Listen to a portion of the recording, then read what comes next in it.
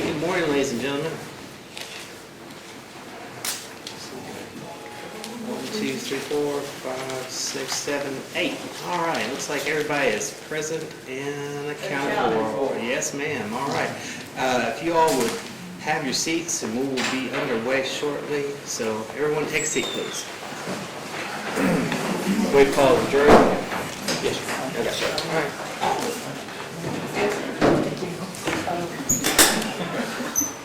So, ladies and gentlemen, let me just catch you up to speed as to where we left off. Commonwealth has concluded their case. I've conferred with the defendant. The defendant has spoken to his client, or rather, the defendant's counsel has spoken to Ms. Williams. Ms. Williams has indicated that she has been informed of her Fifth Amendment right, and she's electing to exercise that right. And we'll talk about instructions with regard to her Fifth Amendment right.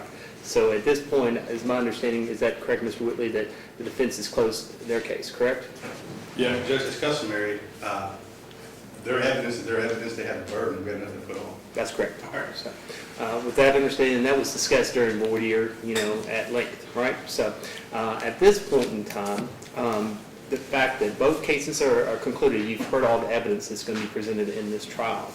So, at this point, it's time for me to advise you as to the jury instructions in the law of this case. So, I'm going to ask the sheriff to pass out the jury instructions, which I will read to you.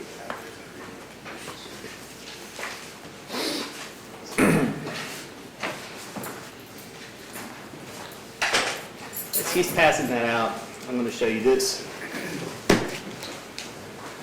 This is going to be the original copy. I've made an O here for original, highlighted it. So once the 6 of you that are chosen to serve on this jury are sent back, the first thing you're going to do is elect a foreperson to lead you in discussions.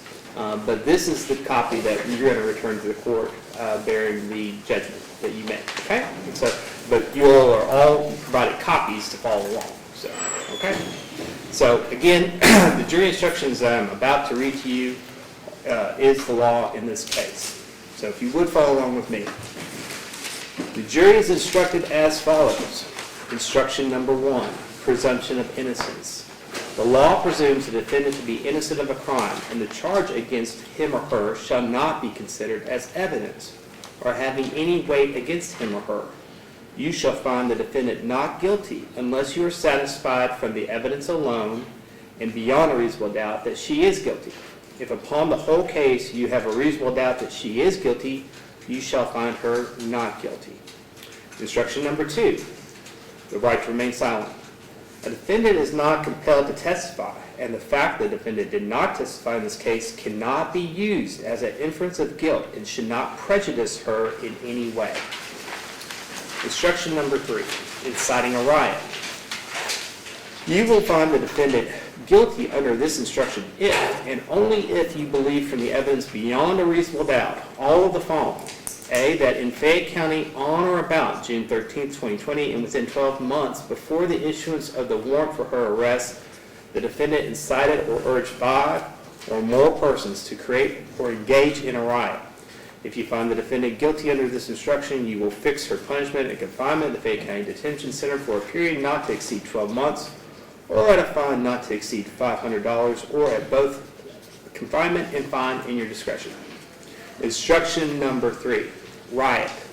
A public disturbance involving an assemblage of 5 or more persons which by tumultuous and violent conduct creates grave danger of damage or injury to property or persons, substantially obstructs law enforcement or other government function. Please proceed to the next page. Instruction number 4, resisting arrest. You will find the defendant guilty under this instruction if, and only if, you believe from the evidence beyond a reasonable doubt all of the following. A, that in Fayette County on or about June 13, 2020, the defendant recognized police officer Zachary Rodner to be acting in his official capacity as a peace officer and intentionally attempted to prevent him from effecting the defendant's arrest. B, that in doing so, the defendant used or threatened to use physical force or violence against Officer Rodner or another person, or B, the defendant resisted, which created a substantial risk of causing physical injury to Officer Ryder or another person. If you find the defendant guilty under this instruction, you will fix her punishment at confinement in the Fayette County Detention Center for a period not to exceed 12 months, at a fine not to exceed $500, or at both confinement and fine in your discretion. Please proceed to the next page. Instruction number 5, disorderly conduct, second degree. You will find the defendant guilty under this instruction if and only if you believe from the evidence beyond a reasonable doubt all of the following. A, that in Fayette County on or about June the 13th, 2020, the defendant was in a public place, specifically the sidewalk and roads surrounding 150 East Main Street, Lexington, Kentucky. Sorry, Judge. That's okay. Excuse me. And with intent to cause public inconvenience, annoyance, or alarm, or wantonly creating a risk thereof, she, 1, made unreasonable noise, or 2, refuses to obey an official order to disperse, issued to maintain public safety in dangerous proximity to a fire hazard or other emergency, or 3, creates a hazardous or physically offensive condition by any act that serves no legitimate purpose. Excuse me. If you find the defendant guilty under this instruction, you will fix her punishment at confinement in the Fayette County Detention Center for a period not to exceed 90 days, or at a fine not to exceed $250, or at both confinement and fine in your discretion. Please proceed to definitions regarding this instruction on the next page. Instructions number 5, definitions. Intentionally. A person acts intentionally with respect to a result or to conduct when his or her conscious objective is to cause that result or to engage in that conduct. Wantonly. A person acts wantonly with respect to a result or circumstance when he or she is aware of and consciously disregards the substantial and unjustifiable risk that the result will occur or that the circumstance exists. The risk must be of such nature and degree that disregard thereof constitutes a gross deviation from the standard of conduct that a reasonable person would observe in the situation. Public place means a place to which the public or a substantial group of persons has access. It includes but is not limited to highways, transportation facilities, schools, places of amusement, parks, places of business, playgrounds and hallways, lobbies and other portions of apartment houses and hotels not constituting rooms or apartments designed for actual residence. An act is deemed to occur in a public place if it produces its offensive and prescribed consequences in a public place. Public means affecting or likely to affect a substantial group of persons. Reasonable noise. The reasonableness of noise is dependent upon the time, place, nature, and purpose of the noise. Instruction number 6, possession of marijuana. You will find the defendant guilty under this instruction if and only if you believe from the evidence beyond a reasonable doubt all of the following. A, that in Fayette County on or about June 13, 2020, the defendant had in her possession a quantity of marijuana, and B, the defendant knew the substance so possessed by her was marijuana. If you find the defendant guilty under this instruction, you will fix her punishment at confinement in Fayette County Detention Center for a period not to exceed 45 days, or at a fine not to exceed $250, or at both confinement and fine in your discretion. Instruction number 6, definitions. Possession means to have actual possession or to otherwise exercise dominion and control over a tangible object. Knowingly. A person acts knowingly with respect to conduct or to a circumstance when he or she is aware that his or her conduct is that nature or the circumstance exists. Please proceed to the next page. Instruction number 7, form for verdict. You must reach a separate verdict on each count, 1 through 4, described in these instructions. Each verdict must be in writing, must be unanimous, must be signed by one of you as foreperson. Please proceed to the next page. As to count 1, inciting a riot, instruction number 3, we the jury find the defendant not guilty, either signed by the foreperson, or we find the defendant guilty and fix her punishment at whatever your decision is, signed by the foreperson. As to count 2, resisting arrest, instruction number 4, we find the defendant not guilty, foreperson, signature, or we find the defendant guilty and fix her punishment at signed by the foreperson. Please proceed to the next page. As to count number 3, disorderly conduct, second degree. Instruction number 5, we, the jury, find the defendant not guilty with a foreperson signature. We, the jury, find the defendant guilty and fix her punishment at blank to be filled in with the signature for foreperson. As count 4, possession of marijuana, instruction number 6, we the jury find the defendant not guilty with a signature line for the foreperson, or we the jury find the defendant guilty and fix her punishment at to be filled in, signature line for the foreperson. So, and in conclusion, your deliberations, your deliberations are now complete. Please notify the bailiff that you are finished, and the bailiff will instruct you when to return to the courtroom. So that is the entirety of the jury instructions for you to consider in this matter. So, again, this case, that is the law in this case for you to decide. And at this point in time, I'm going to call upon the defense to make closing statements.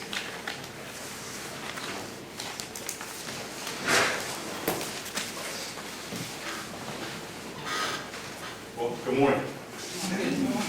The hardest part is staring in your face. When I look away, I get extremely nervous. So just try to look at me just for a little bit.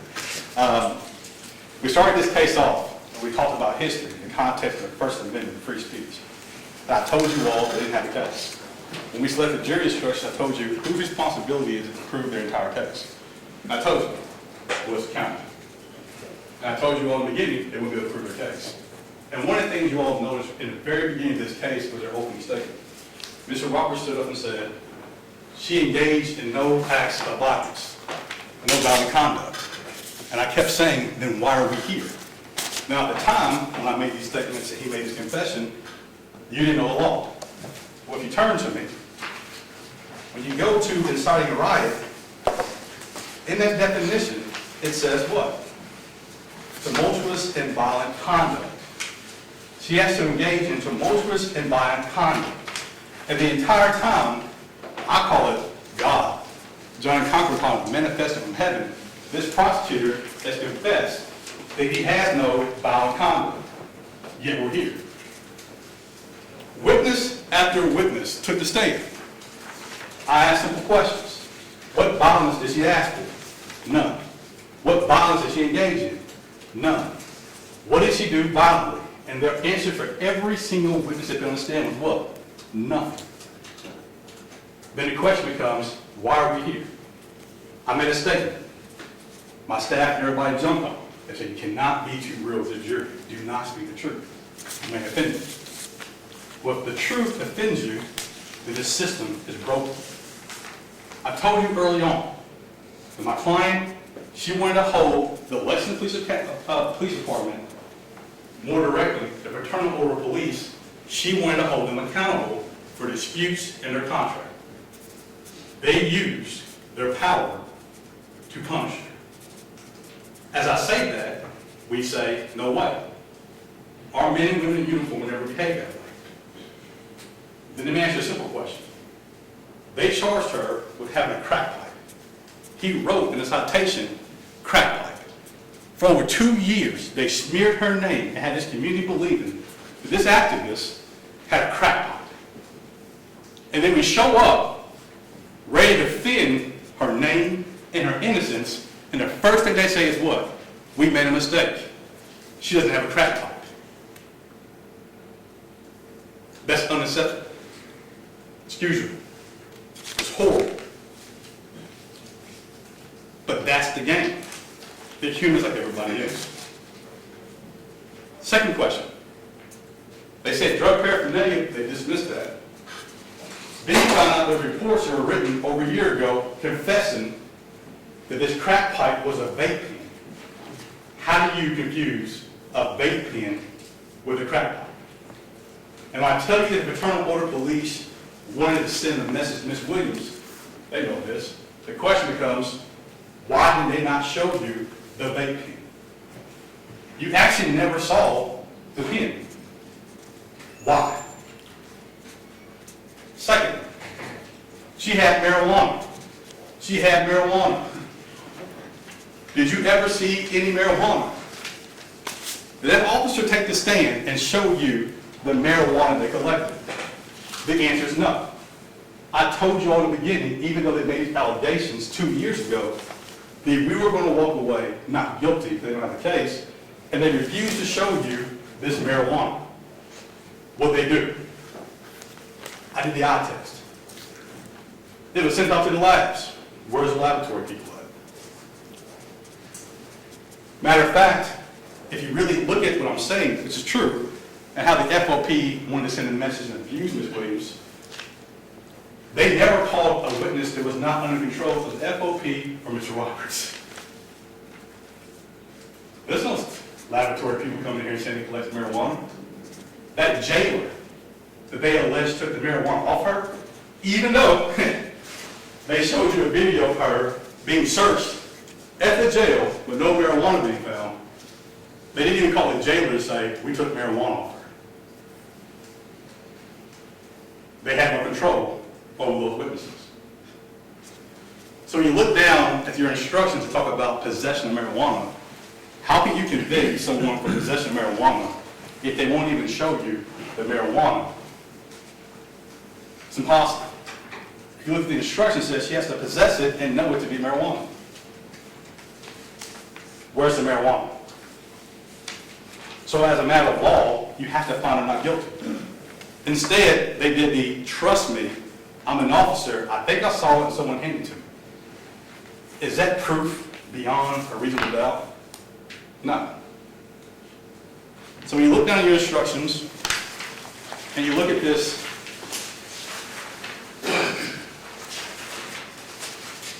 page 6, possession of marijuana, you have to, as a matter of law, in my opinion, find her not guilty. You cannot convict a person for possessing marijuana when you don't show the jury the marijuana, you don't show any laboratory tests of marijuana, and you don't bring the person who allegedly picked it up.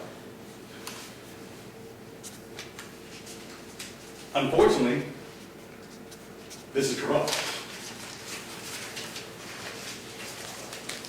So let's get to the meat of the case.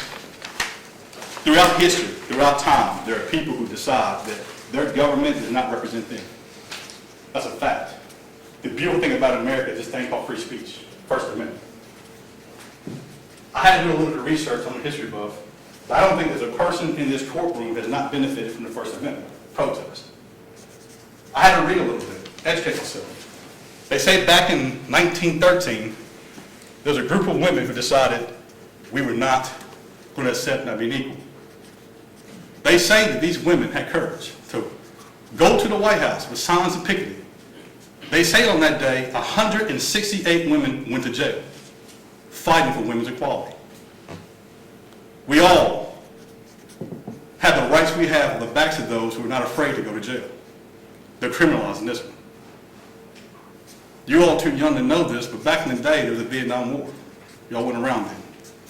They say that there were people who were angry about soldiers being in Vietnam. They went to the White House and they stormed it. They laid on the lawn, they protested for months, bring our troops home. Hundreds of people were arrested during this time period, but eventually the government listened, they brought the troops home. They say in New York, the sodomy laws against the gay community, they used to go in there and arrest a bunch of people for being who they are. One day they said enough. They say in New York in 1969, over 180 people in that community were arrested, standing up for their rights. There are certain iconic figures in American history we all know about. They say a woman named Rosa Parks decided that day she didn't want to get up. She sat on a bus. She was arrested. They say following that, hundreds were arrested for fighting for their rights. In this case, we may not all agree with the ideology of holding police accountable, but that was her protest. That was her mission. We want to make effective changes in our community. What did she do? What is this riot they keep talking about? What is this escalation they keep talking about? They showed her sister, April, as another person cutting a zip tie and laying down on the sidewalk in silence. That's the violent conduct they're talking about. And then you hear in the background saying, give us 2 more minutes to lay in silence. 2 more minutes to lay in silence. And they criminalized that. Why? Because she was bringing attention to the Internal Border Police, their contract with the city, and hold them accountable. That's why we're here today. Let's go to the definition of riot.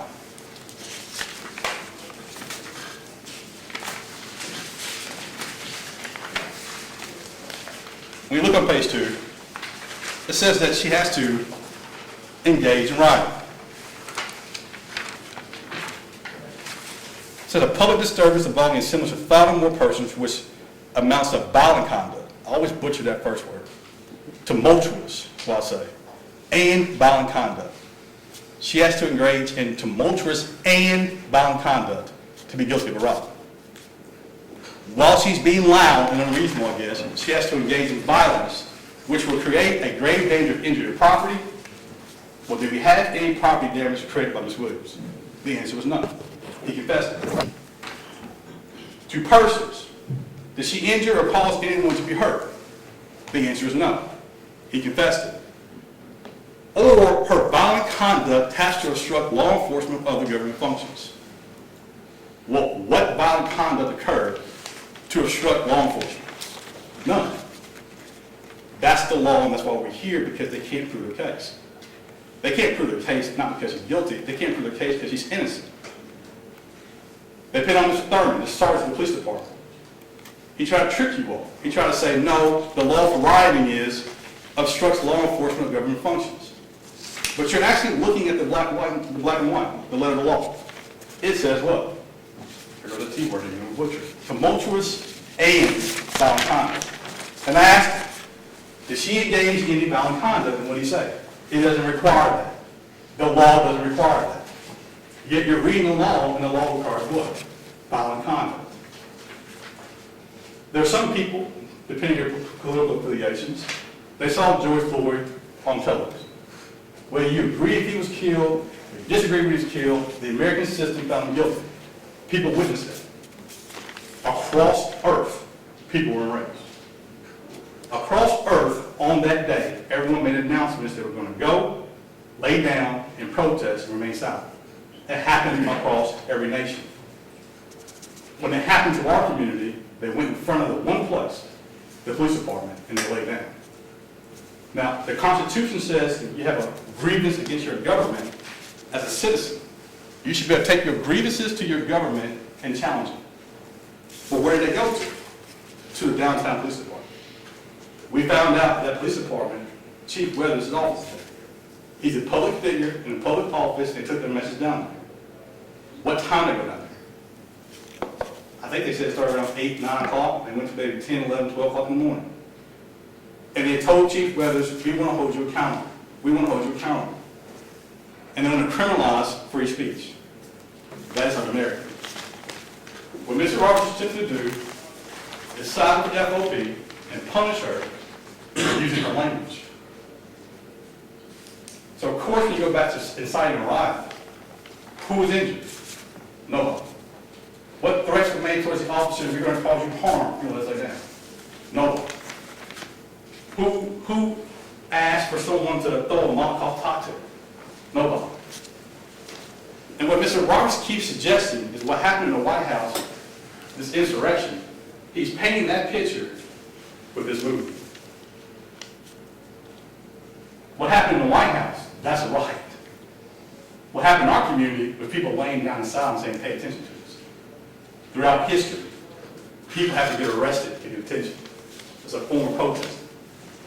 So when he chastised them in his closing and saying, we finally got you, we got arrested, that's the whole part of every movement. You get arrested, you get television, you get attention, you get to protest your movement. So, as a matter of law, I'm not going to hold you. You have to find her not guilty for inciting a riot. And what I think is the most insulting thing is that Chief Weathers was accosted by April. And when this happens, you see Sarah and her sister immediately yelling at April to stop. One sister even went to go and grab her and say, that's not what we're here for, and starts pulling her away. So in essence, this woman that they want to punish, when her sister got on April, she was the other sister said, no, that's not part of the movement. You hear, stop, stop, stop, stop, stop. You see her move the sister out of the way, and you see her in the background pushing and walking away. Back on her microphone using free speech. The question becomes, how do you know it's free speech? Mr. Roberts called his employee. You can understand. A lawyer. One that bragged about him training her. And when you ask her questions about what they were saying, his own employee said, what? Well, that's not a problem because they're engaging in what? Free speech. Then he called another officer who was right beside Chief Weathers, who he didn't call. Chief Weathers didn't testify. That officer said what? We didn't make an arrest because it's what? protected free speech. There's no right in Lexington. Don't allow them to inflict a punishment for exercising the fundamental core of being American is, exercising free speech. Let's go to the next offense, disorderly conduct.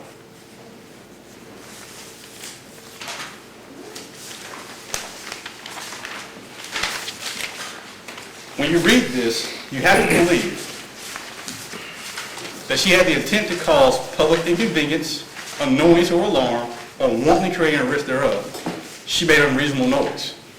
Or she refuses to obey an official order to disperse issued to maintain public safety in dangerous proximity to a fire, hazardous, or other emergencies. Or creates a hazardous or physical offense condition by any act that serves no legitimate purpose. Now, the reason why this statute is there because it allows Americans to do what? Engage in free speech. He asked the officers while she was yelling at him and using coarse language, why didn't you arrest her? Why didn't you arrest her when she had a microphone in front of your face? And the officer said, what? Well, it's not against the law. He's put on a case that's really our defense. He's acknowledging the entire time my client is innocent. Now, he's going to try to stand up and argue to you all that's disorderly conduct, but every single witness who took the stand said, look, that's not against the law. So what evidence did he put on that she engaged in this act of disorderly conduct? What did she do? Well, what witnesses said she had refused to obey an official order to disperse during a fire? Well, there's no fire. Hazardous other emergency conditions? Well, none of that exists. Creates a hazardous or physically offensive condition? That's not there. I asked over and over, what did Ms. Williams do to offend, hurt physically or any officer? No. Did she ask for any officer to be hurt? No. So the question becomes, well, when she's on her microphone yelling, is that unreasonable noise? Well, don't record this, but sometimes my wife yells at me, and I think that's unreasonable noise. Well, that's all up to who wants to hear it. If you're offending me, and you're telling me to change my ways, I'm going to think your voice is unreasonable noise. If I have a standard of living, and I yell, that's not right, I'm going to say what? That's unreasonable noise. That's how oppression works. It silences the voice. I don't know how they're going to argue disorderly conduct. They may say that it affected the public. So that's why we have a law. If you flip the page, you're going to get the definition of what a public is in a public place. But when you look at the definition of public, it means affecting or likely to affect a substantial groups of persons. The only group, one group, that it impacted was the police department. Now, I don't know why the seasoned prosecutor who knows the law will put this evidence on it and allow this to go forward when the law is very clear. Substantial groups of persons. So then I had to go through and put in a timeline. What time were they downtown? At nighttime. I asked the officers, well, this is during COVID. All these offices downtown were shut down. Yes. The clerk's office, all these government offices, they're all closed. Yes. So then the people wait until all the businesses downtown are closed, and they go back downtown to a public building, to a government agency on a public sidewalk, and they make their voice be heard. Did any of the business owners in this community come and say, our businesses were impacted? Did any hotel worker say, we lost business, we lost profits? Did any of the restaurant workers say, we were deeply impacted by this and we lost money? They impacted our businesses. Did the clerk's office come and say, they prevented us from engaging in our business? Did any court person who was right across the street say, our business were impacted? In fact, I believe the library was closed. So who was impacted by this? One group, the police. This is the law. I don't know how you can argue any different. They're going to try to argue, oh, they blocked off traffic. It could have been blocked off traffic. It could have been this. It could have been that. But the could be's or should be's doesn't make her guilty. You have to prove that as a matter of fact. For all we know, those businesses joined in the movement because they believed in her voice. Go back to the definition of public place.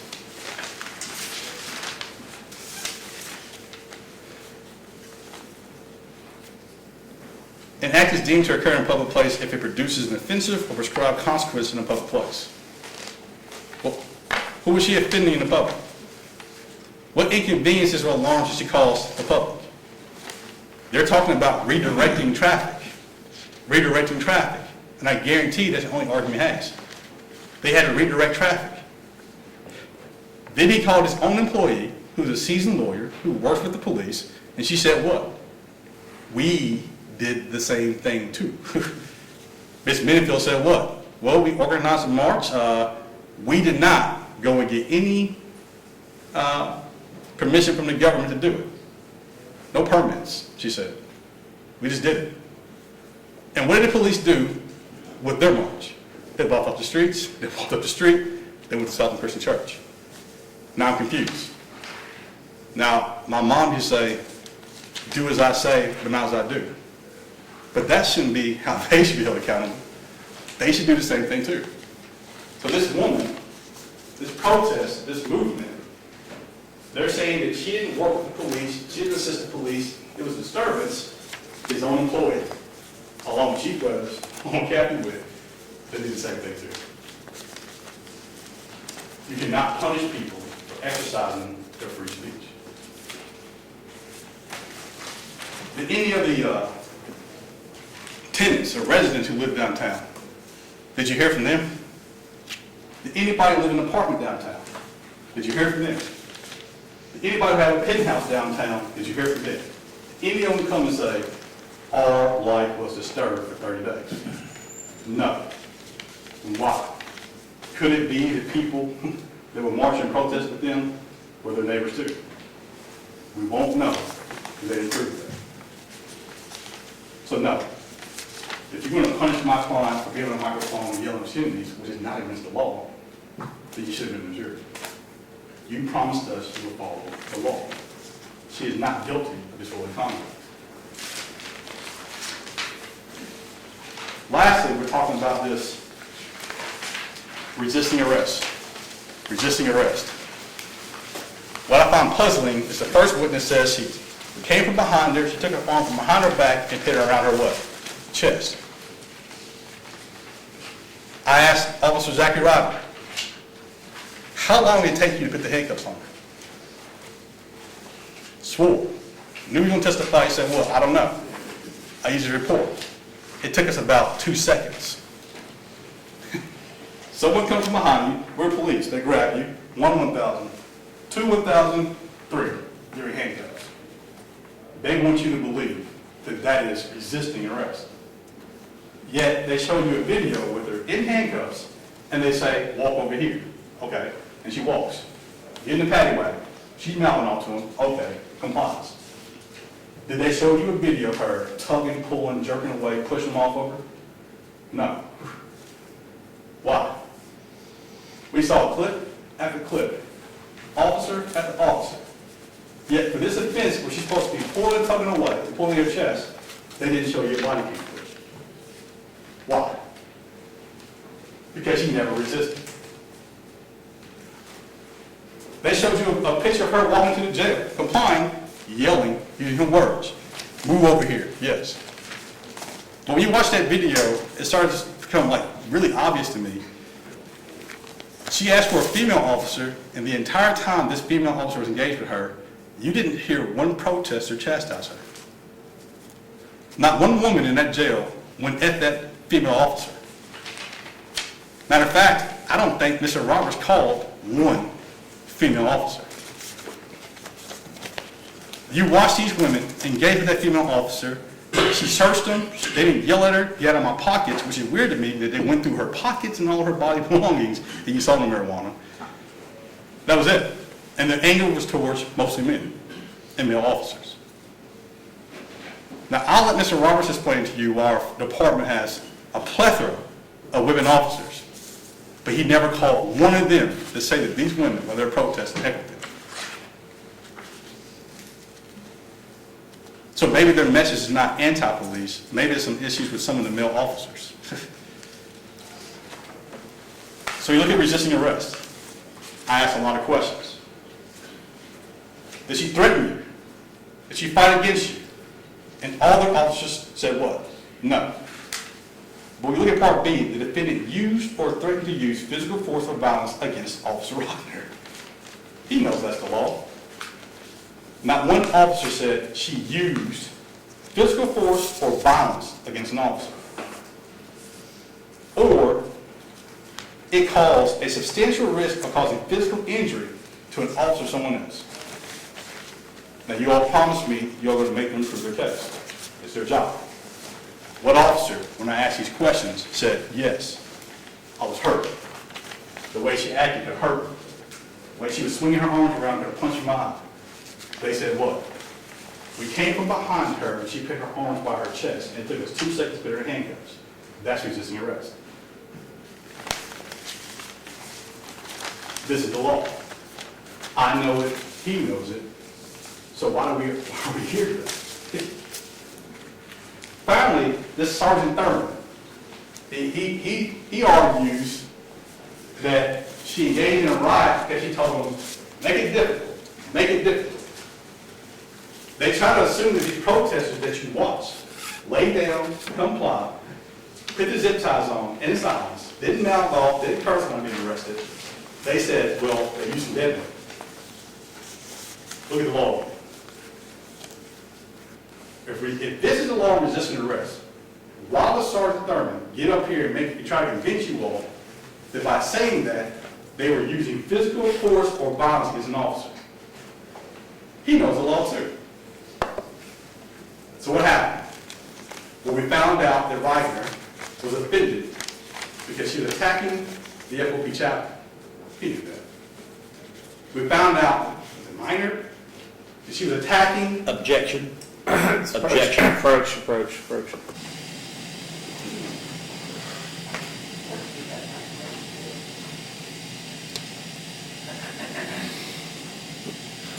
Yes, sir. There's no proof about this. This was kept out. This was kept out. Where's the evidence regarding the chaplain? I can't recall because I did suppress the discussion with, Going through Middleton details. and all that. There was no mention whatsoever of the Where's the minor. discussion about that? It was. I asked a question. She attacked your chaplain in the FOP. I said that. He said, I'm not allowed to go into the details of what the chaplain did. You limited me on that, but I asked that, solicit that question and answer. Well, you did, in fact, but you didn't talk about a minor, and you just now. I'm about to get into You it. just now put it into it. Well, minor, I did ask about him owning a private security company. Which witness did you ask about the chaplain? Reitner. Okay, you did. I did, Reitner. yeah. Okay. About the chaplain, and what was his response? He said yes. He And said then- that yes, that was part of their protest. What was the question you wanted to No, I ask? asked him, you're a member of the fraternal order of police. He said Okay. yes. And you're Yes. aware that she was attacking your chaplain. Yes. He objected and said, I can't go into the details of what was going on. You should stay there and said, don't get into the collateral issues, but you allow me to ask those questions. On minor, I asked about him owning a private security company, and she was attacking that, potentially taking away your ability to make some money. He agreed to that. Well, the security company was not Reitner. That was the Minor. assistant chief, I thought. Or was What's it his name? Reitner? Did you all ask Minor. Reitner? Oh, Minor. Okay. Yes. Okay. I'm sorry. Mayor or Minor, the assistant chief. Okay. Yes. That's what we're talking And about. I think that's what I asked, and that's what he said. Okay. About a minor? No, about the assistant chief. That's his name, isn't Mayor. it? Mayor. Mayor. I may have pronounced his name wrong. Maynard, Brian Maynard. Brian But he Maynard. said minor. Mhm. I mispronounced Yeah, his you name. said, Minor. you talked about, So he's saying that he asked about the chaplain. I know. And that Maynard said that he was a member of FOP and that he was aware that she was, upset enough with the whole police accountability about the chaplain. I heard that, but then he said minor. He didn't say Maynard. I Okay, we'll mispronounced get his that. name. No, All right, so- baloney. You were going into the minor issue with the chaplain. That's what you were doing. Well, No, his name is Maynard Minor. Okay. Get back. Reset. So the objection is that you're objecting to him talking about the police chaplain in his closing arguments. And anything about what he did. I didn't. I think it's fair game as to, police academy with regard to, allegations that she was saying about the police chaplain may have misconducted himself, but I'm sort of, I think you need to really curtail it. I mean, there was no detail. That's a real tangential issue. It can, you know. I think that I mean, I'm talking about police accountability. I'm not getting into a minor. Maybe I mispronounced his name, Maynard? Yeah. I might say minor. Like, we're talking about the actual police chief now, assistant police chief. Right. Okay. I said, I guess minor. Did I mispronounce his name? Maynard? Yeah, you did pronounce it. It's not minor, and you know it's not. Anyway, It's all the same. so Thank you. here's. Maynard? I'm going to allow you to talk about just basically the underlying police accountability, protest, but I mean, don't get too far into the allegations against the chaplain.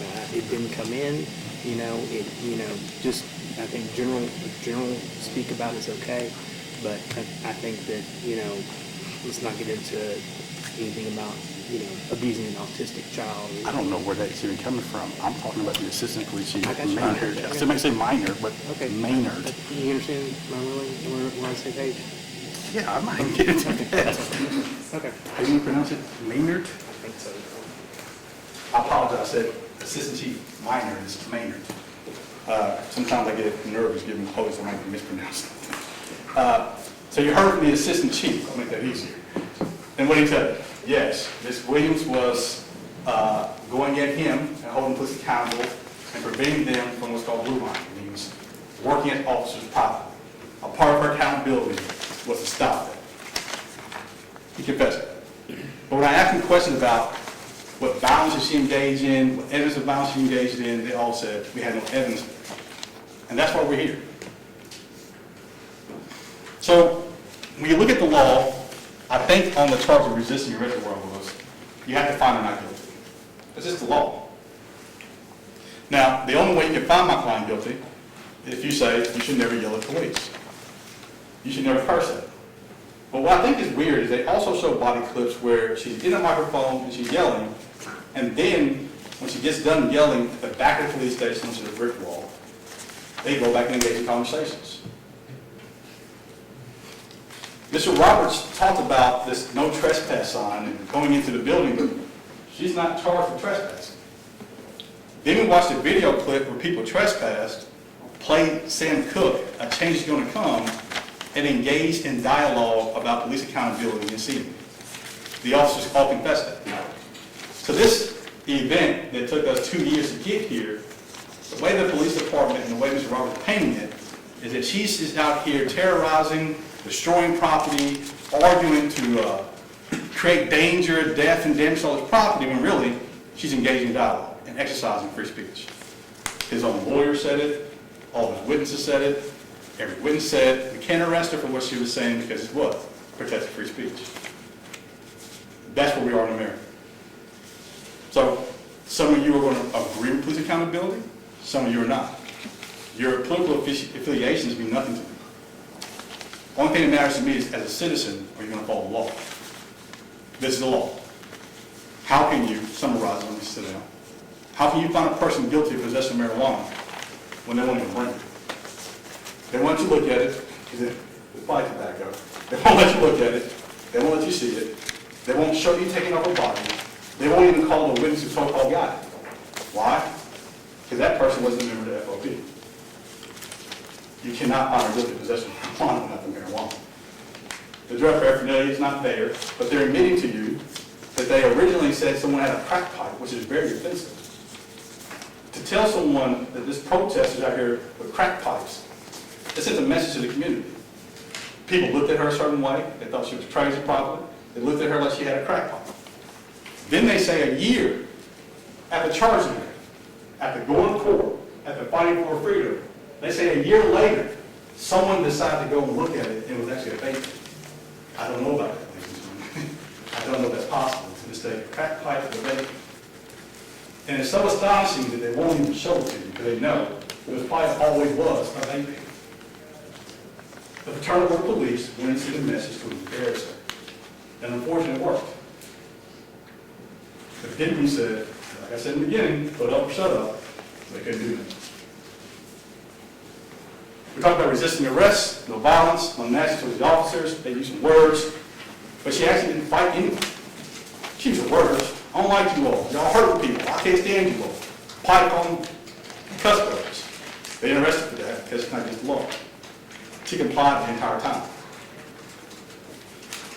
They said that she committed a riot, and he kept saying, you know, DC, DC, DC, the police department here is on edge because of DC, but that happened 6 months later.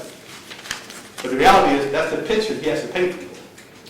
Instead, he showed you people laying down on the sidewalk with one fist up, laying in silence, counting down for Joyce Floyd. That offended the police because they were saying African American men are killed by war. They took offense to her. They punished her. They arrested her, they humiliated her, and today she's saying, free her. You have to find her not guilty for all these offenses. And we thank you for your time. I apologize, I had to object a lot, but that's part of the business. After this trial, if you don't want me, punish me, don't punish my client. But today's the day where we say, we're not going to tolerate using our power to abuse it against people who are exercising free speech. America, we can't stand for that. Other countries, they do that. If it's China, it's America. I think back on, at any time in American history, if anybody had the power to punish free speech, it would be Trump. He didn't do that. Imagine all the people outside who ridiculed this man, who sat outside and called him all kinds of names. And even though we may not agree with President Trump, he allowed them to exercise what? Free speech. That's the America we live in. We don't have to like what you say. You can't break the law, but you have a right to exercise your constitutional right to free speech. Don't allow them to do this to her. Thank you. Thank you, Mr. Whitley. Mr. Roberts. Thank you, Your Honor. Is everybody doing okay? Don't need a break.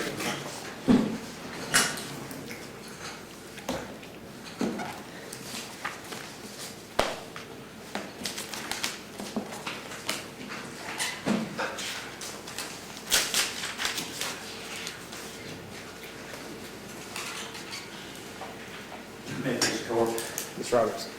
Mr. Whitley, ladies and gentlemen, I want to thank you for your service in this case. As we started out, this is, Judge Tackett told you this is not a murder case, this is not a felony, this is a misdemeanor.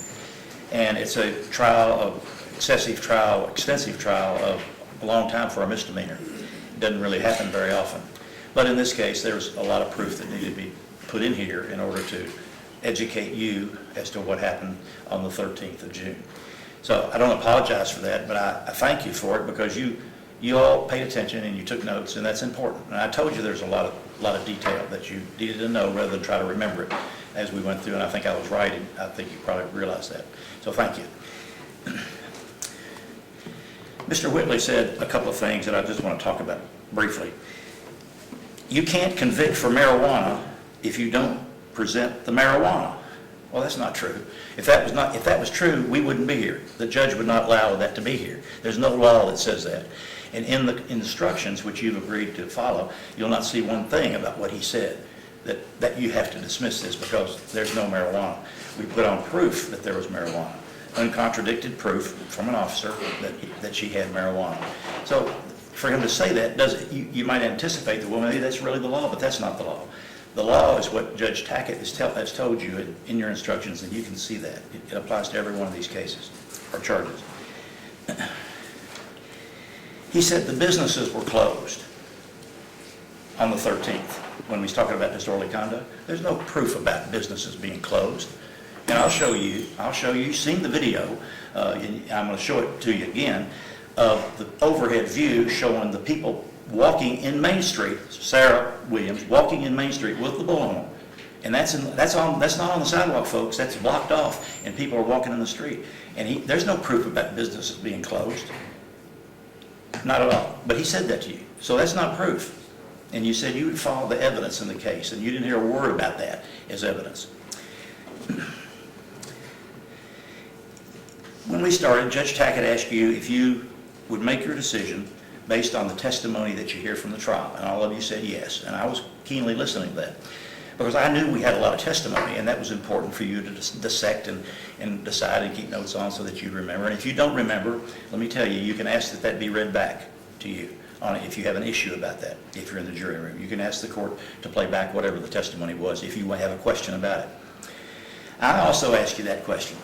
Will you listen to the testimony and base your decision in this case on what you hear here? Because if you've heard things in the news, or yesterday you heard something in the news, which you probably shouldn't have, but if you did at any time, then you're not supposed to use that in any way.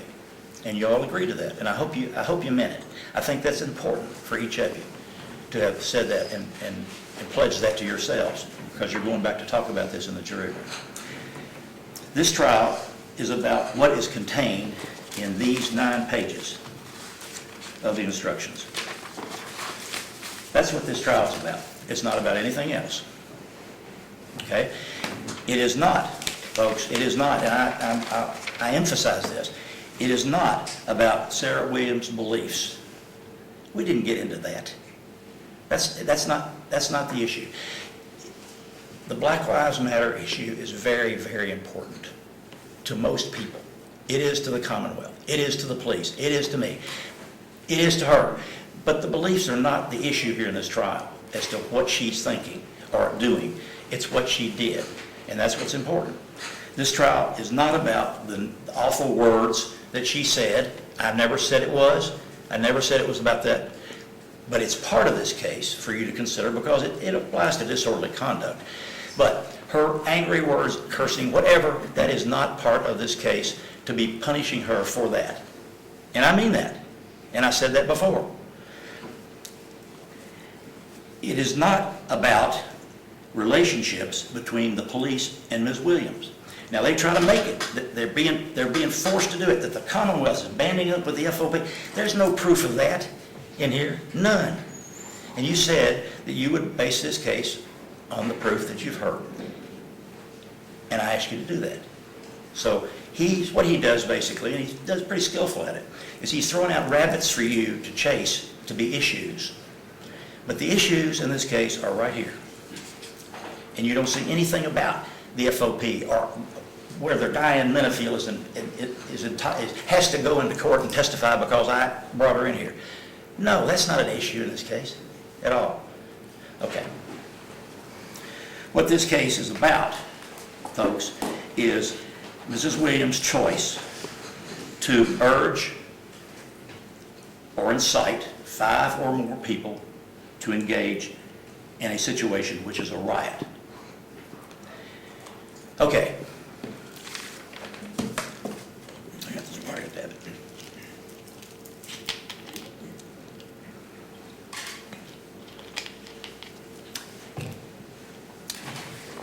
If you would turn to the definitions, or let's turn to riot, if you would please, and that would be on page 2, I think.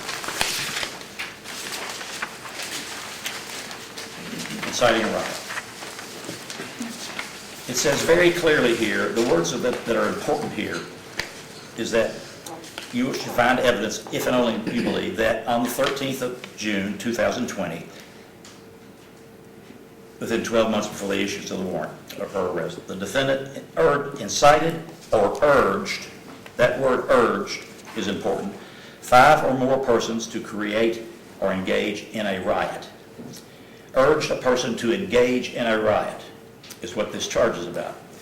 And you'll see the definition, a riot is a public disturbance involving an assembly of 5 or more persons which by tumultuous and violent conduct creates a grave danger of damage or injury to property or persons or substantially obstructs law enforcement or other government function. Okay. Now this isn't a charge of she was in a riot. She's not charged with being in a riot. That's a much higher charge if you're participating in a riot. But to entice or urge someone else to be in a riot is what this charge is. It's a lesser offense than being in the riot. That's a felony. So I want to talk to you about what this means. Let's put it in context. And let me give you some examples. Do you remember the smoking ban that we had in Fayette County a long time ago? Maybe you don't. Anybody remember that? Well, we had a smoking ban, which means that you can't smoke cigarettes in a public place, in a restaurant, in a bar. And people went crazy over that in Lexington because lots of people smoke and they go to restaurants and they smoke in the bar. Well, the ordinance came out and you can't do it. And so people were extremely upset. So that meant that restaurants, when you're in a restaurant and you're eating dinner and you've got your family and somebody's smoking, that is illegal and it can be charged, and people were charged. And so there was a big to-do about that. And that was an issue, public issue here. And so 5 or more people, if they decided, because they loved their bar and they wanted to go back and smoke in any place they wanted to go because they believed in smoking.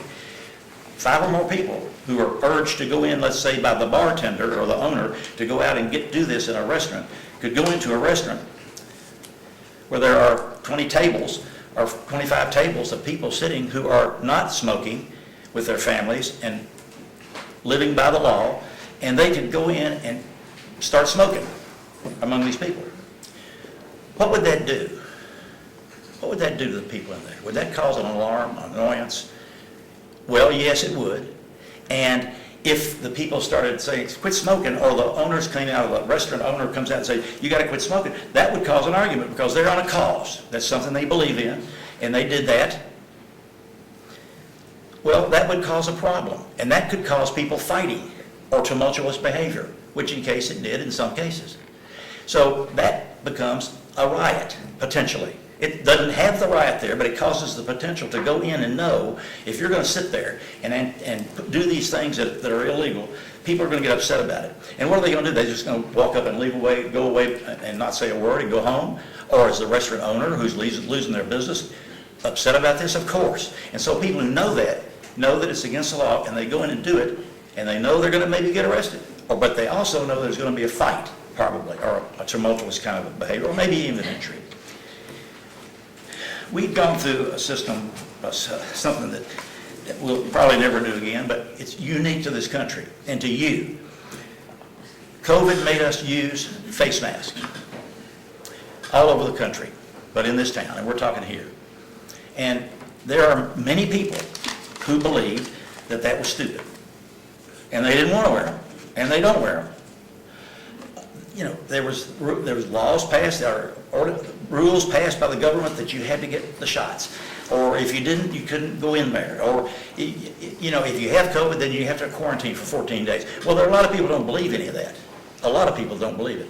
But major people in government and health departments all over the country and the nation said this is important. And so we have an ordinance that says you can't do that. You can't go in, and you can't get on an airplane if you don't have a face mask. And if you are on the airplane, you got to space out. If you're going to go in the terminal, you got to be 5 feet away, and the lines are there, and you've seen that.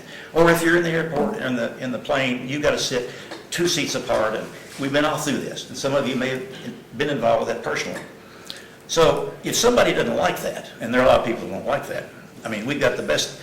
Right now, there's the best tennis player in the world who doesn't believe in this, and he's now they're being considered not letting him play in a tournament. So, if the people are on an airplane, citizens, on the tarmac in Lexington, getting ready to go to Atlanta, and their seats all over the place because everybody's spread out, and people got masks on, they got hoods on, everybody's scared because they don't want to die. They don't want to get sick. And then all of a sudden, 15 people get on the airplane, and they're masked up, and they get in and they take the masks off. And they come over and sit next to the person in the chair where they're not supposed to be with the mask off. Now, what do you think happens there? Anger, frustration, fear.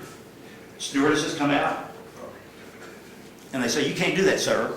Well, they know they can't do it, but if they do it, now what are they going to do?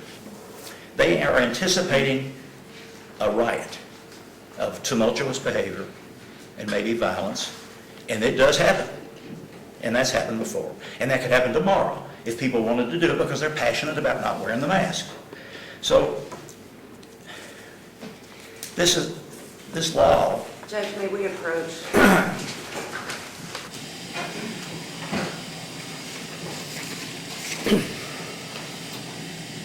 just wanted to make sure I was understanding the argument put forth about rioting, I think it's improper to argue that a defendant is not even communicating with their reaction to whatever behavior someone is engaging in. The way people react to that is not a crime, as far as this goes.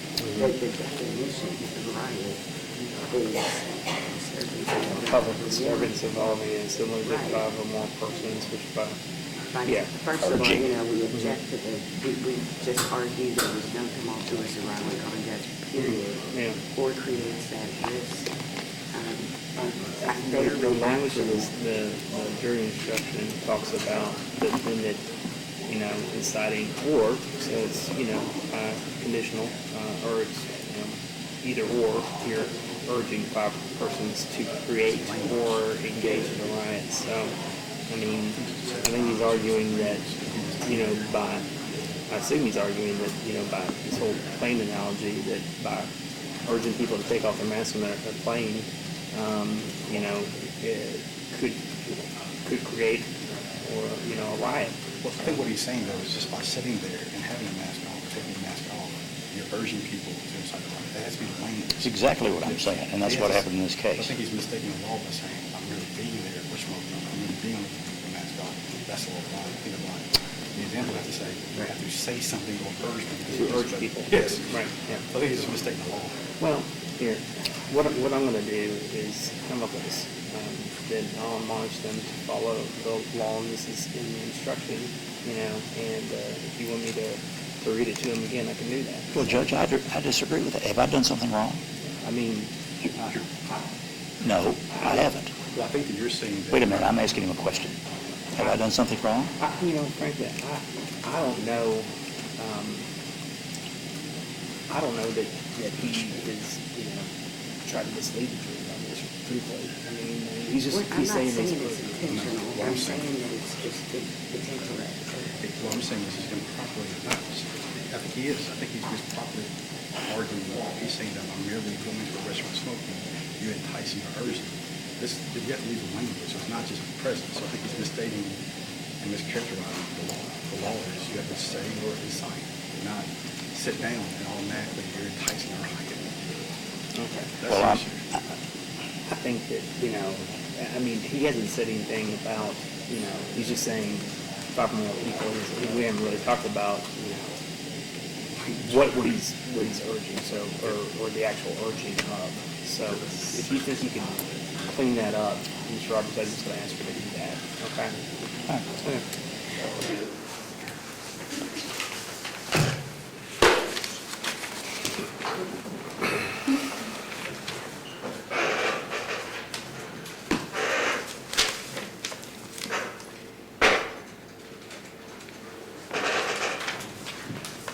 In this case, you've heard from the police the testimony that the protest situation was an enormous problem for them because of traffic control, because of particular danger, possible danger coming to individuals, that there was danger to the police department and to the vehicles.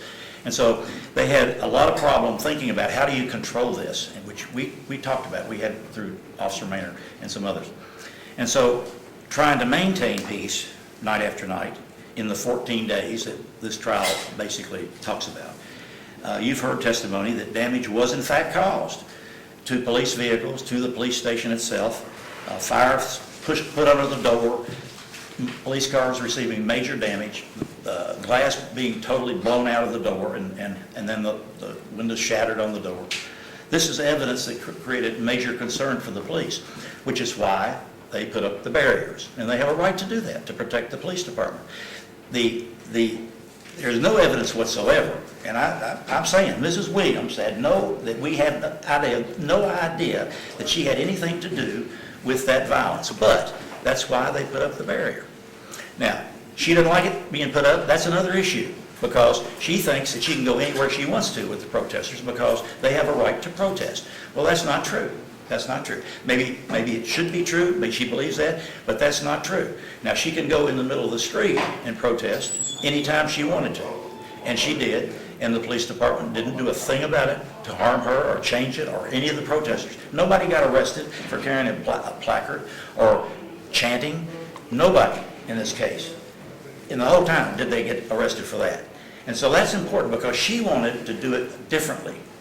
She was unable to do it, but then she wanted to come to that police department, sit in the barrier, instead of sitting on the street outside, right outside the barrier, or all down the sidewalk. No, she's got to get inside the barrier. Well, why was that?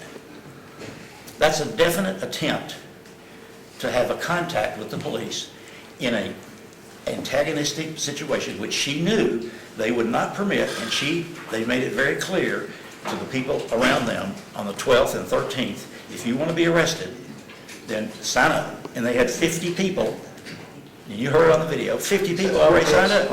Come on. I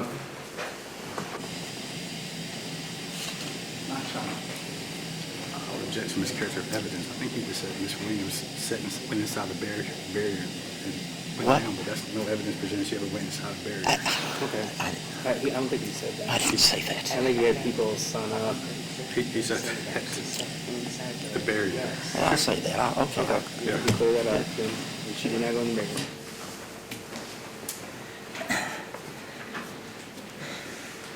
There is no question in this case that Ms. Taylor didn't, or Ms. Williams did not go inside the barrier. We're not alleging that whatsoever. But she was on the sidewalk outside. The urging was to put people inside the barrier, which is the point of this case. And she did the urging to do that. We've showed you a photograph.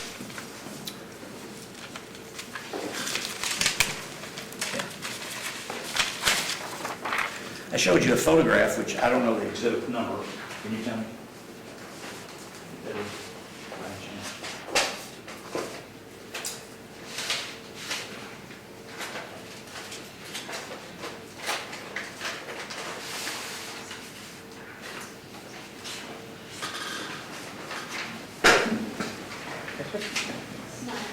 Exhibit 9, which you can take back to the jury room, but this is a very clear photograph of the day of the 6th of June, in which they had protests in the streets, totally across Main Street, but they're outside the barrier, and the barrier is the one we're talking about on the 13th of June.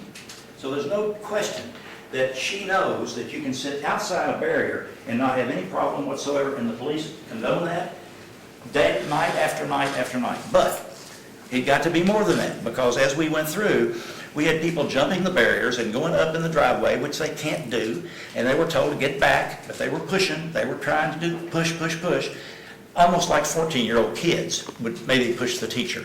But they're tolerated by the police, and they didn't arrest them. And Detective Phillips said, you know, we talked to them, we tried to talk to them, and they backed off, and then we would move forward and keep them out of the garage. She wasn't there. We're not alleging that. But that was an attempt by people to keep pushing and pushing, which made the police department concerned. Because if you put 50 so-odd people up in the garage where they're not allowed to be, then there could be significant problems, breaking into the police department or hurting cars or whatever they want to do. And so that's why police are there to protect them. So,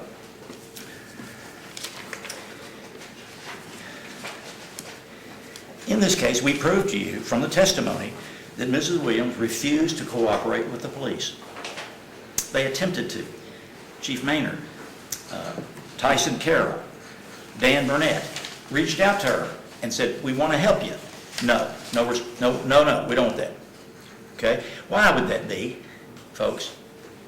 Why in the world, if you're going to conduct a peaceful operation and you have a passion about Black Lives Matter and George Floyd and the whole thing, and it's a legitimate passion, why wouldn't you ask the police to help you and assist you?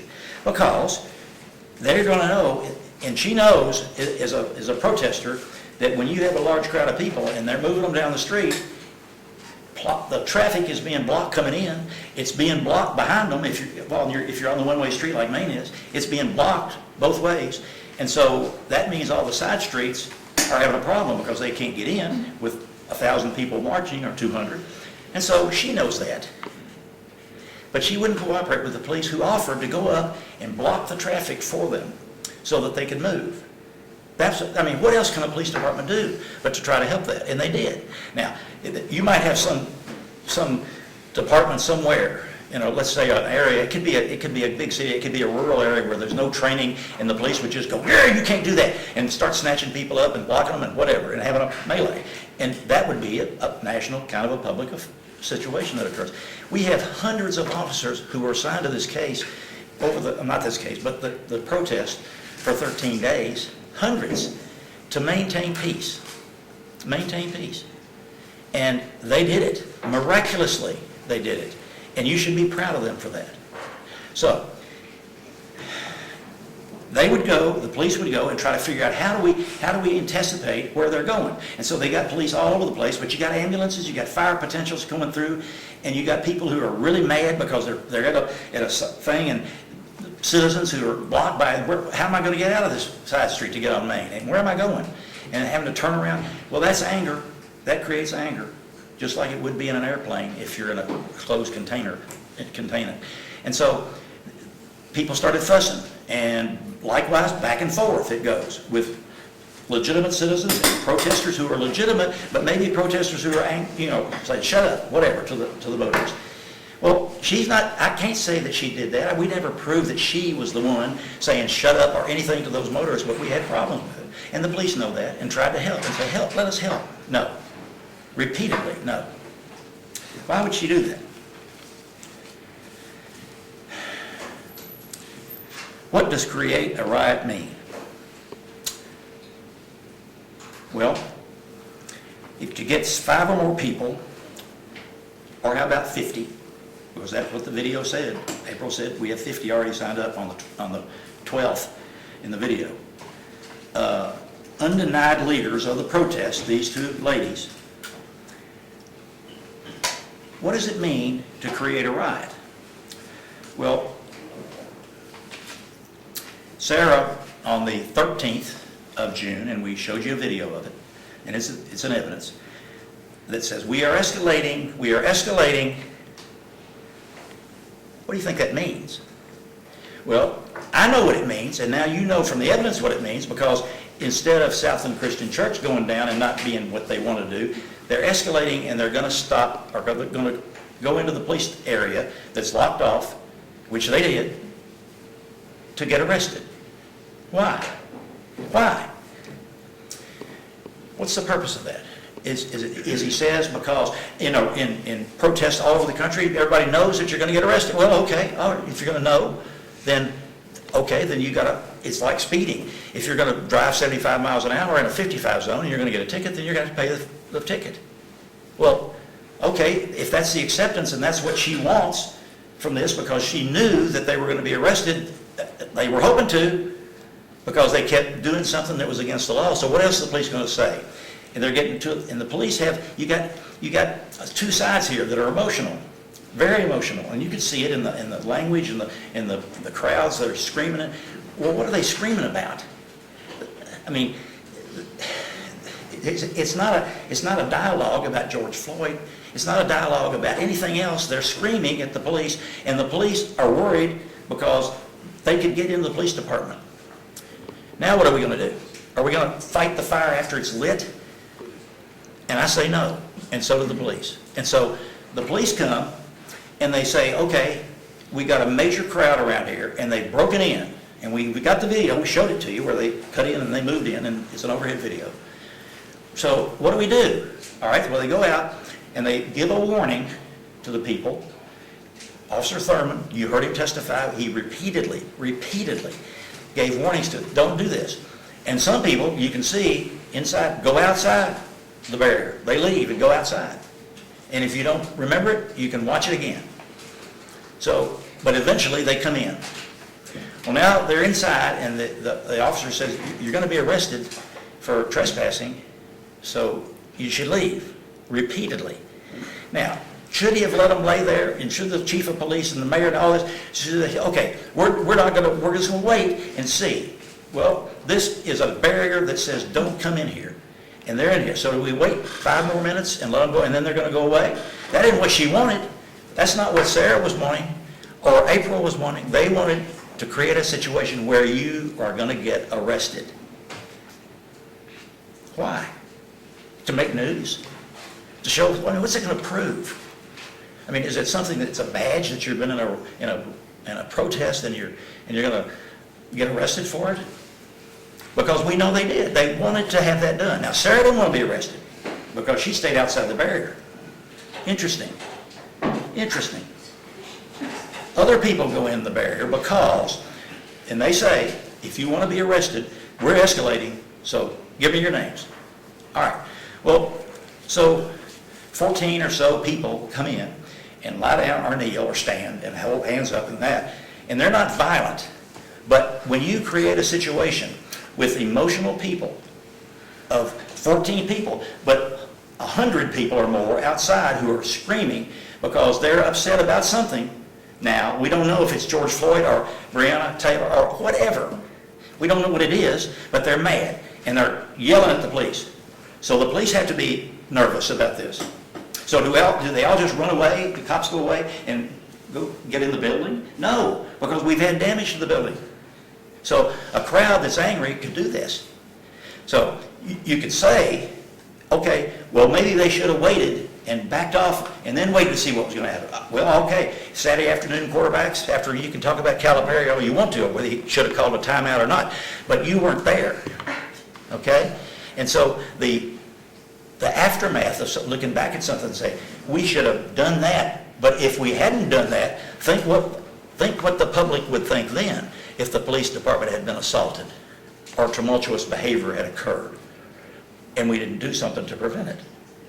So think about that. This doesn't say that the tumultuous behavior had to occur right then, because that would be the riot. That would be the charge of the riot. It's enticing a person, urging a person to create that situation of the lawful order. And that's what happened in this case. We showed you a video of Ms. Williams, saying, go limp, don't help them, make them work for it. Well, what does that mean? That means a confrontation with a lawful arrest. She's telling them that. And this they do, and most of them get up and walk out, but some of them aren't, and they got to carry a huge man out with all fours apart. So that's what she's telling them to do. Why? Why would she do that? What's the purpose of that? If it's not to create a problem. Because that man who lays there gets charged not only with resisting arrest and trespassing, but now he's got a problem that he's got to deal with. And all those people, well, maybe they want to. Maybe they want to go to court and have those problems dealt with. But she certainly didn't want to. She didn't get in there. She was urging them to do it. 5 or more people, folks. And there's no question about that she was urging them to do it.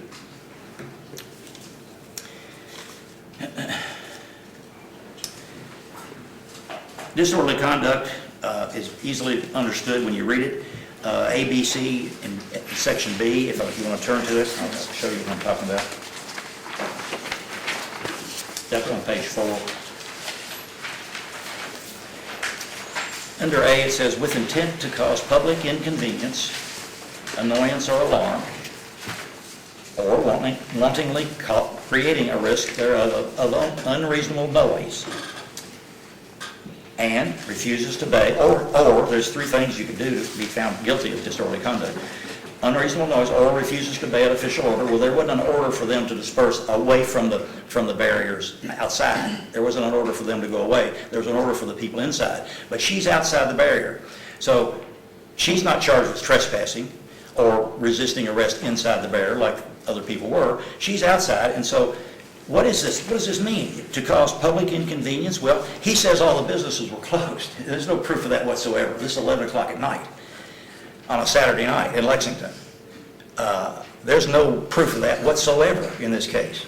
And he didn't prove, those officers didn't say that there was no businesses open. That wasn't even asked. So him saying that is ridiculous.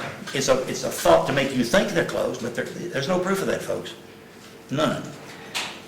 Creates a physically offensive condition by any act that serves no legitimate purpose. Okay, well, what is she doing out there, outside the barrier? And there's no doubt in this world that she's outside, even though she said she wasn't there when she's arrested. She's there, clearly, because we showed it. Her face, boom, arguing, yelling at the police officer. And she's walking up and down Main Street. That's the street, that's not the sidewalk. And we'll show you the video again to let you see that. It's in question.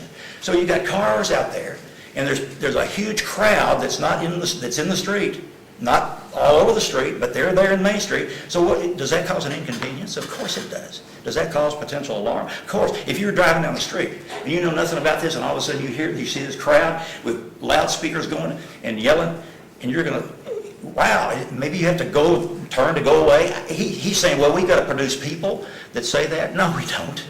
No, we don't. She was in a public place. It's defined, and you can look at the definition there. Public place on number 5,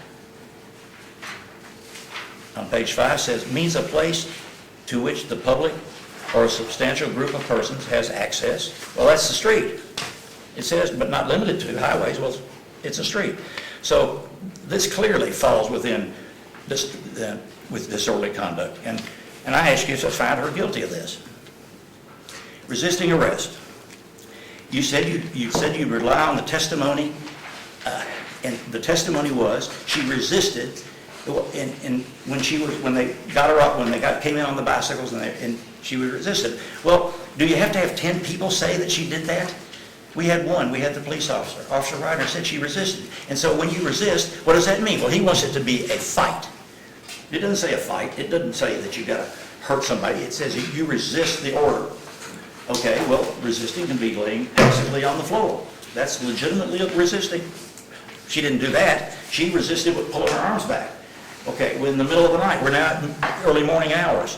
And she's upset. Really upset. Just before that, yelling and screaming. And so she's upset now. But that's what we're talking about here.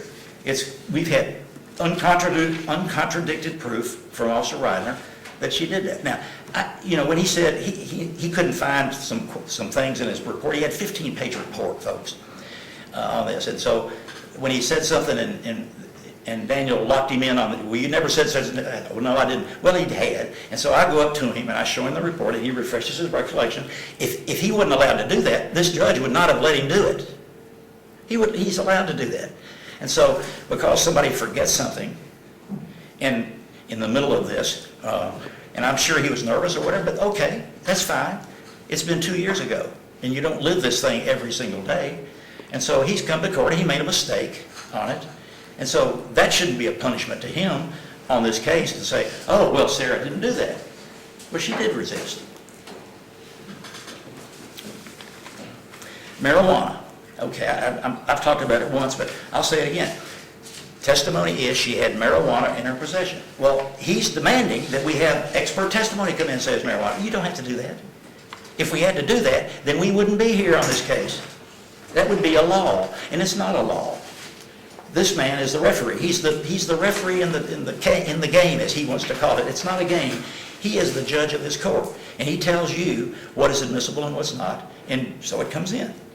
So there's nothing that says he has. We've stumbled here. We're not an expert to say, or 10 people to say that she had marijuana. We don't have it in our thing. You don't have to do that. You don't have to do that. So if you have a police officer who's trained, and he is, and he testified that there was marijuana, and it's uncontradicted, well, that's the proof. And I ask you to follow that, what you said that you would do.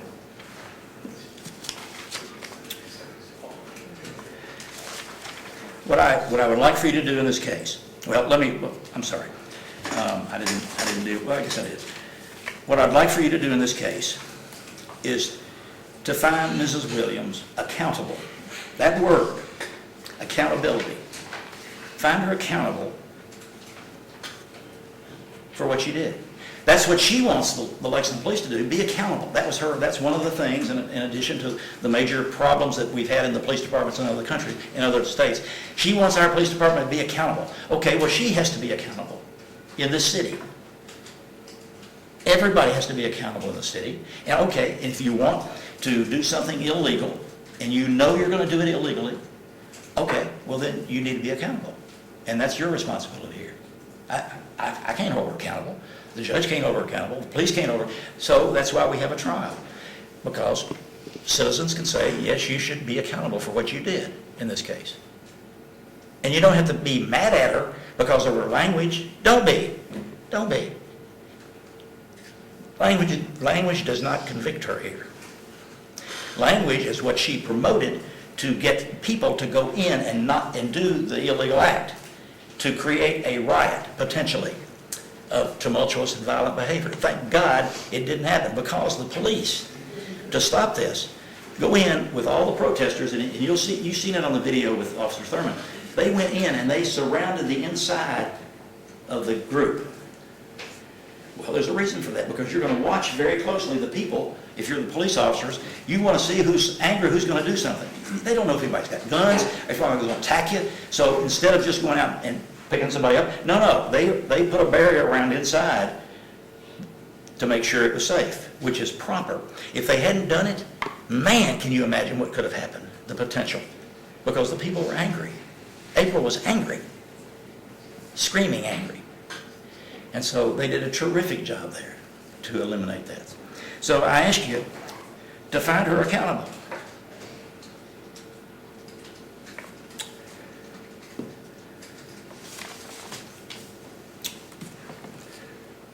I'm going to just play a video, and this is a video of a number of the tapes that we showed. It's a combination of 6 tapes that we showed already that are in evidence, and it's in evidence. It's from Exhibit 4, which is the 12th of June, the 13th of June, that's April and Sarah talking. It's of Mr. Thurman, which is Exhibit number 17. It's Officer Willsback, number 18, and it's Officer Wade, number 19.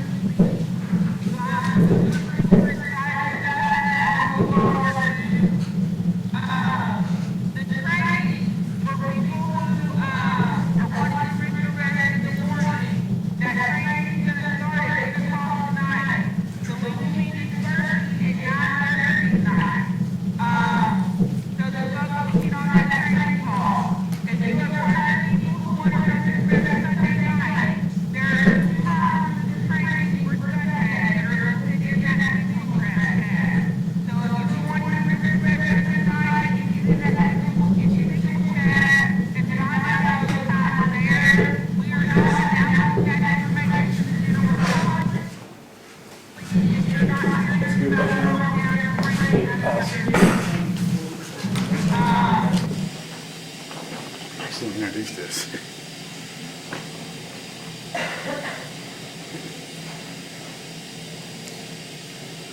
think we objected. He actually didn't introduce this video in his case in chief. I think the court ruled that what he played as the evidence would be the evidence, and we're not going to allow extra. I think this wasn't even. I think part of this was Part. and I think it's exceeded. Way beyond that, yes. Well, I thought it was. I thought the same thing. Okay. Well, okay. So can you skip ahead to the next video, because I think you've gone beyond that. So. Okay, well, I'll try to mute it, and then we'll just, can you mute this?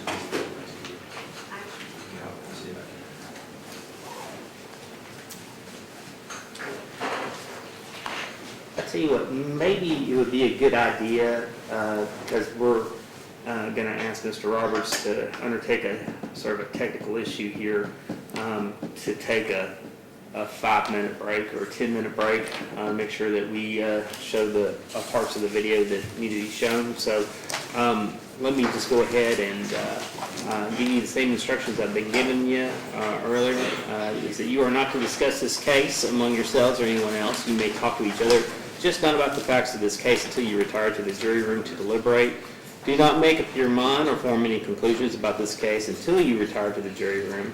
Again, if anyone tries to discuss this case with you, you are to notify the court immediately. Do not conduct your own investigation about the case. Do not go onto social media and start to look for any information about this case or to review any news or reports about it at all. Okay?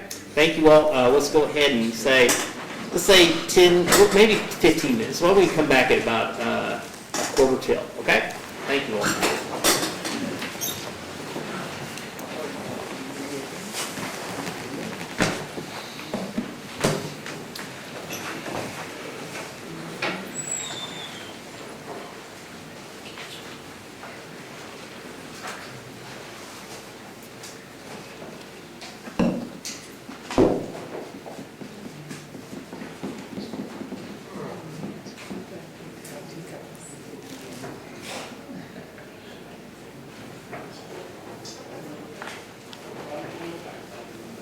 Could the attorney's point of pressure?